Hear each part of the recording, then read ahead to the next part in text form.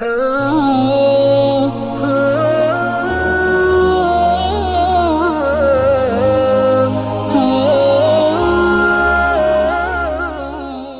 کے نیچے سبسکرائب کے بٹن پہ کلک کریں، بیل کے آئیکن پہ کلک کیجئے تاکہ ہر نئی ویڈیو کی نوٹیفیکیشن آپ کو مل جائے۔ میں نے حدیث پاک آپ کی خدمت میں تلاوت کی ہے۔ رسول اللہ صلی اللہ علیہ وسلم نے فرمایا، المرء مع من احبہ، آدمی اسی کے ساتھ ہوگا کہ جس کے ساتھ دنیا میں محبت کرتا ہے۔ قیامت کے دن اس کا حشر ان لوگوں کے ساتھ ہوگا جن کے ساتھ یہ دنیا میں محبت کرتا ہے، جن کے ساتھ یہ دنیا میں رہتا ہے۔ محبت کرتا ہے تو بھی رہے گا، ویسے رہنے سے کیا بنتا ہے؟ اس کا حشر انہی کے ساتھ ہوگا۔ حدیث پاک میں ہے، جب رسول اللہ صلی اللہ علیہ وسلم نے یہ بات فرمائی کہ المرء مع من احبہ، اس کا پس منظر کیا ہے؟ ایک صحابی نے پوچھا کہ یا رسول اللہ متی الساعۃ، اللہ کے نبی متی الساعۃ، قیامت کب آئے گی؟ آپ نے فرمایا کہ ما عادت للساعۃ، تو نے قیامت کی تیاری کیا کی ہے؟ آج بھی لوگ پوچھتے ہیں نا، عیسیٰ علیہ السلام کب آئیں گے، مہدی کب آئیں گے، یہ دجال کا فتنہ کب ہوگا، چسکے لینے کے لیے پوچھتے ہیں۔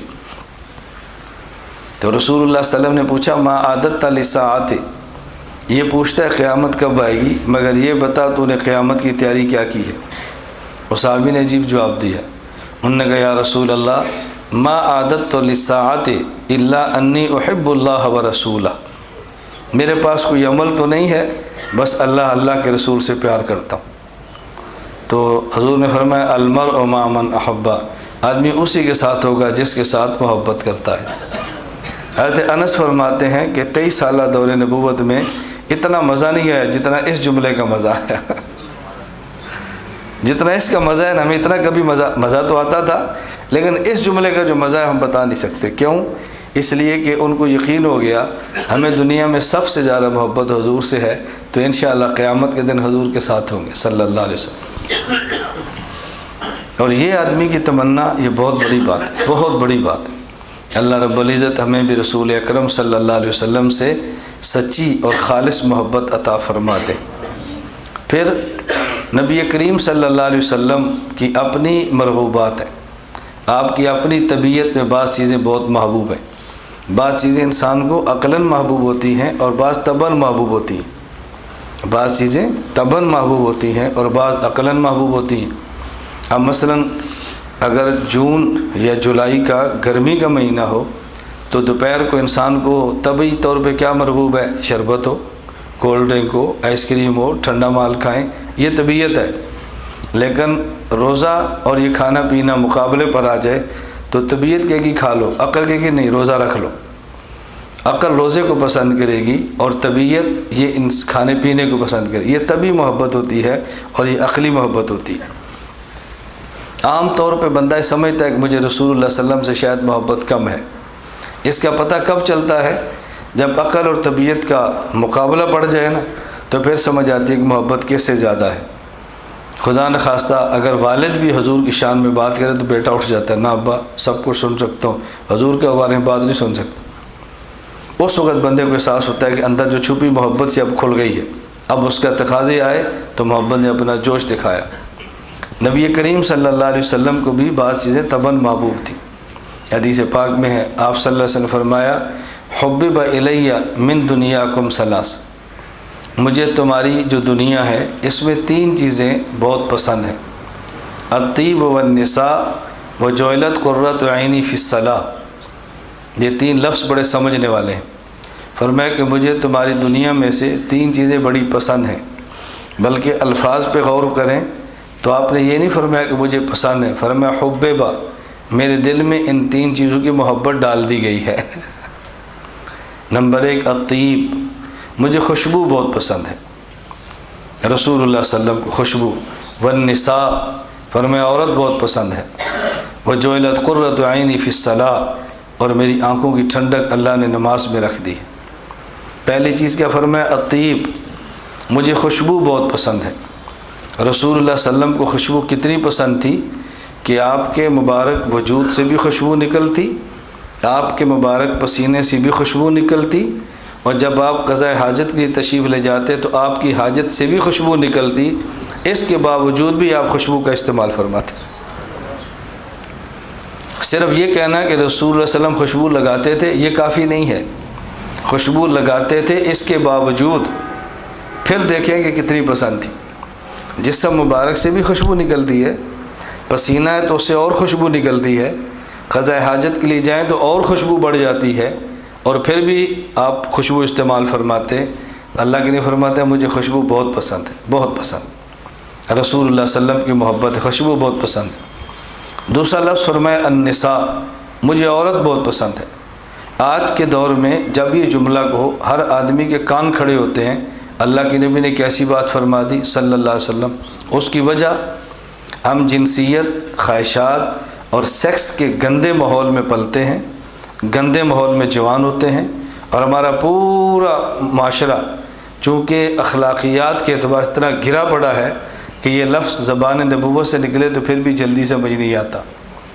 رسول اللہ صلی اللہ علیہ وسلم کے دل میں جو عورت کی محبت تھی اس کا وہ معنی وہ نہیں ہے جو ہمیں ہوتی ہے۔ نبی پاک صلی اللہ علیہ وسلم النبی اولا بالمؤمنین من انفسهم ازواجہ امہاتہم، پیغمبر کی بیوی اگر امت کی ماں ہے تو پیغمبر پوری امت کے باپ ہیں۔ تو باپ کو بیٹی سے جو پیار ہوتا ہے نا، وہ ذہن میں رکھ لو تو پھر سمجھ آئے کہ پیغمبر کو عورت سے محبت کا مطلب کیا ہے۔ رسول اللہ صلی اللہ علیہ وسلم یہ کس دور میں فرما رہے ہیں، اس دور کو دیکھو تو پھر سمجھ آئے۔ یہ اس دور کی بات ہے کہ جب مشرک کے گھر میں بیٹی پیدا ہوتی تو زندہ دفن کر دیتے کہ لوگ آر ترائیں گے، فلاں کی بیٹی ہے، یہ تانے دیں گے۔ اس دور میں حضور فرماتے ہیں مجھے بہت پیاری لگتی ہے، یہ مجھے بہت پیاری لگتی ہے، یہ مجھے بہت پیاری۔ اور کتنی پیاری؟ اللہ کے نبی نے فرمایا کہ جس کے ہاں بچی پیدا ہو، اس کی تربیت کرے، پھر اس کی شادی کرے تو جنت میں ایسے ہوگا میرے ساتھ جیسے یہ 2 انگلیاں اکٹھی ہیں۔ بتاؤ کتنا مقام دیا ہے۔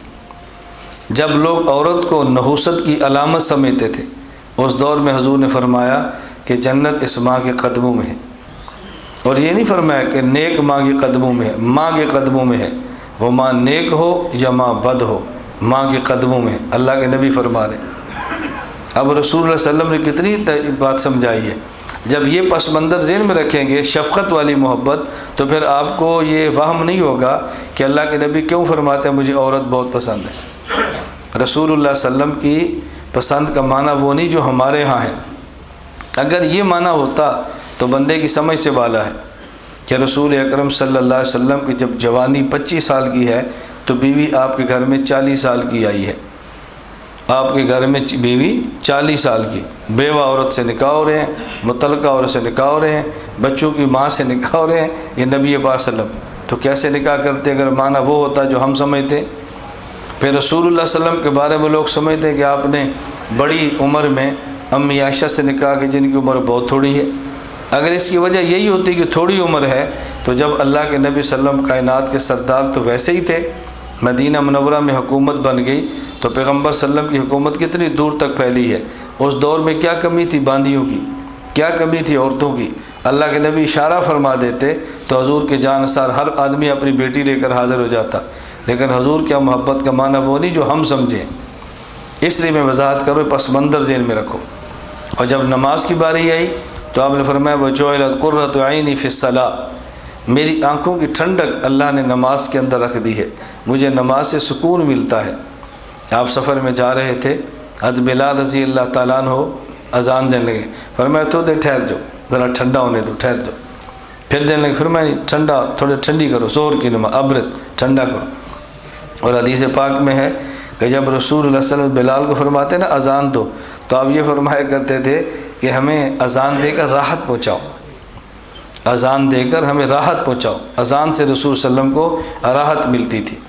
تو نبی کریم صلی اللہ علیہ وسلم نے فرمایا کہ مجھے 3 چیزیں ہر ایک کی پسند ہے، مجھے 3 چیزیں بہت پسند ہیں۔ نمبر 1 الطیب، خوشبو، نمبر 2 والنساء، عورت، نمبر 3 جعلت قرۃ عینی فی الصلاۃ، نماز، جو حضور پاک صلی اللہ علیہ وسلم کی آنکھوں کی